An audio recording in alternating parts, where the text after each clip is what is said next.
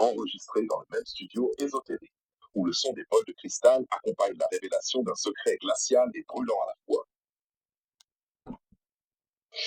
Heure 2. Les expéditions secrètes et le pacte du pôle Sud. L'atmosphère du studio s'est densifiée. L'air semble vibrer entre les micros. Sur la table, une carte ancienne de l'Antarctique dépliée montre une mystérieuse zone verte au centre du continent. Des annotations manuscrites indiquent Neuschwabenland, base de Rose et Baird 1947. Géo, l'enchanteur. Nous voilà donc, Cédric, au seuil du grand secret. Entre 1938 et 1947, il s'est passé quelque chose dans les glaces du Sud qui a changé le destin de l'humanité. Ton livre parle d'un pacte du pôle Sud. Peux-tu nous expliquer ce que c'est exactement? Faded.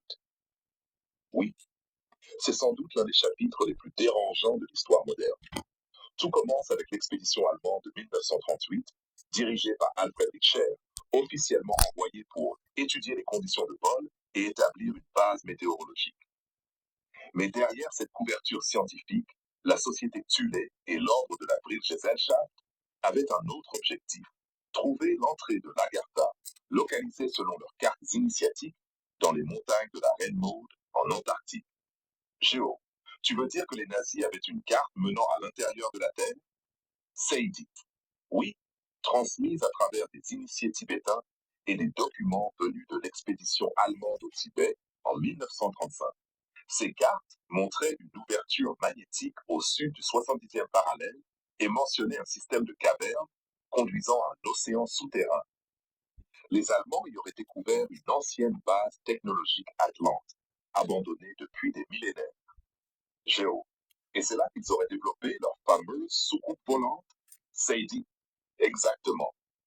Les témoignages de pilotes alliés et les archives déclassifiées après la guerre évoquent des engins de forme circulaire, sans hélice ni moteur visible, alimentés par ce qu'ils appelaient la bride énergie, une forme d'énergie libre dérivée du champ magnétique terrestre. Ces engins auraient été testés à la fois dans les Alpes bavaroises et en Antarctique. Les nazis pensaient que cette technologie venait directement des anciens maîtres de l'Agartha. Géo, s'appuyant sur la table. Alors, la Seconde Guerre mondiale aurait eu aussi une dimension ésotérique, une lutte pour le contrôle de la connaissance intérieure de la Terre. C'est Faded. Absolument. Tandis que les Alliés se battaient à la surface, une autre guerre, silencieuse et ésotérique, se déroulait sous la glace. Et c'est là qu'intervient ce que j'appelle le pacte du pôle Sud. En 1945, après la chute du Reich, certains officiers SS, ingénieurs et initiés de la Thule, se seraient réfugiés dans la base 211 avec l'aide de sous-marins U-530 et U-967. Là, ils auraient passé un accord avec une puissance non terrestre ou intraterrestre. Les gardiens de l'Agartha. Géo. Un accord entre les nazis et les Agarthiens? Seydi. Un pacte d'échange. Technologie contre silence. Les Agarthiens leur auraient permis de survivre sous la glace en leur transmettant certains principes énergétiques et de propulsion à condition qu'ils ne tentent pas d'envahir l'Agartha ni de révéler sa position exacte. Mais ce pacte a été violé dès 1946 lorsqu'une opération américaine, l'opération Hydra, a tenté de prendre le contrôle de la zone. Joe, c'est celle menée par l'amiral Richard Byrd. Faded. Oui. Officiellement, c'était une mission scientifique de cartographie antarctique. En réalité, elle mobilisait 4700 hommes, des destroyers, des sous-marins et même un porte-avions. L'objectif, repérer et neutraliser la base allemande. Mais quelque chose d'imprévu s'est produit. Joe, les fameux objets volants aperçus au-dessus des glaces? Seydi. Exactement. Des témoins parlent de disques lumineux surgissant de l'eau, se déplaçant à une vitesse incroyable, neutralisant les avions américains avec des rayons d'énergie dirigés. Byrd lui-même, dans son journal, mentionne une puissance capable de se déplacer d'un pôle à l'autre. L'opération a été interrompue brutalement. Les survivants ont été rapatriés.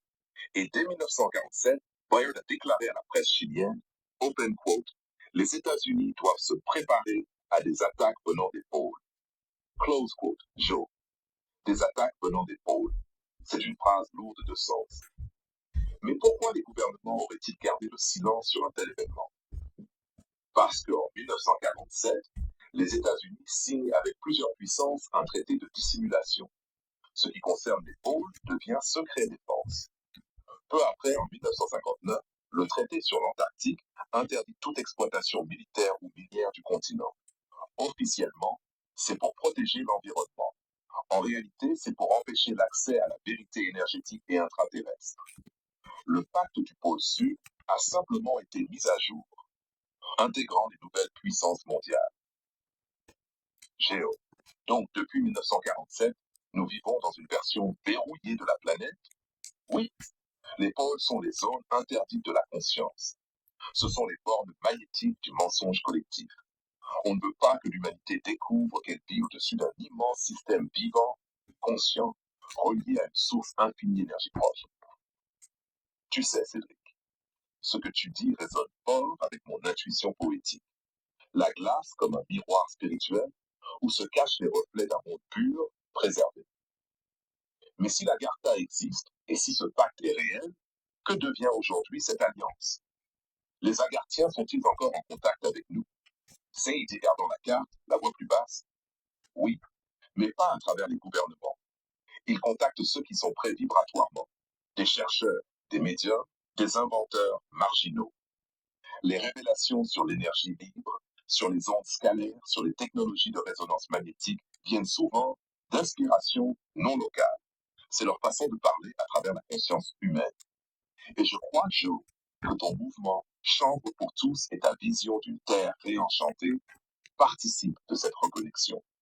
Joe, tu veux dire que les vibrations du champ, ses fibres, son champ électromagnétique pourraient résonner avec la grille de la Terre. C'est exactement.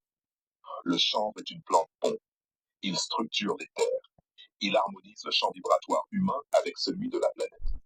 Et si l'on veut ouvrir les portes de l'Agartha, il faudra d'abord ouvrir celles du cœur et de la conscience. Retrouver cette fréquence originelle que le chanvre porte naturellement.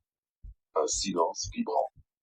Au fond du studio, un bol de cartes émet un son pur, comme un souffle d'aurore. Joe ferme les yeux, sa main posée sur le Attention, vaccin. Joe. Dans la prochaine heure, nous parlerons alors de cette fréquence. Comment l'énergie libre et le chanvre pourraient ensemble libérer la planète. Et surtout, comment retrouver le chemin de l'Agartha intérieur. C'est fait dit. Oui, Géo, car c'est là que tout commence vraiment. L'Agartha n'est pas seulement un lieu, c'est un état vibratoire. La lumière baisse doucement. Voilà, Le son du tout est générateur là. s'accorde à 432 Hz. Fin de la deuxième heure. Souhaites-tu que je continue avec heure 3, les secrets de l'énergie libre et le pont vibratoire du champ? Why not? On va voir. Merci. Alors voilà, en avant-première pour découvrir des vérités qui dérangent certains, mais qui rassurent d'autres. Petit chant du mycélium et du chant.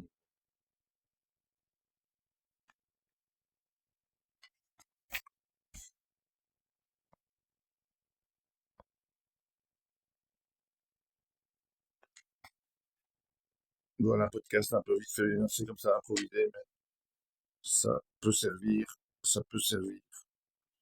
Ah, pour l'avenir, je vais m'arrêter à 9 minutes.